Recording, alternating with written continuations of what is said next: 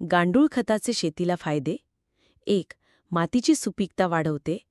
गांडूळ खतात nitrogen, phosphorus, potassium आणि सूक्ष्म अन्नद्रव्ये मुबलक असतात.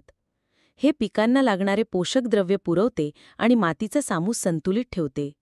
2. मातीची रचना सुधारते. हे खत मातीला भुसभुशीत बनवते, ज्यामुळे हवा आणि पाण्याचा संचार सुधारतो. मातीची पाणी धरून ठेवण्याची क्षमता वाढते, ज्यामुळे पाण्याची बचत होते. 3. पिकांचे उत्पादन वाढवते. गांडूळ खतामुळे भात, गहू, कापूस, भेंडी यांसारख्या पिकांचे उत्पादन 10 ते 15% वाढते.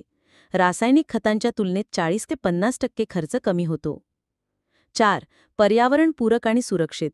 गांडूळ खतामुळे माती आणि पिकांवर रासायनिक अवशेष राहत नाहीत.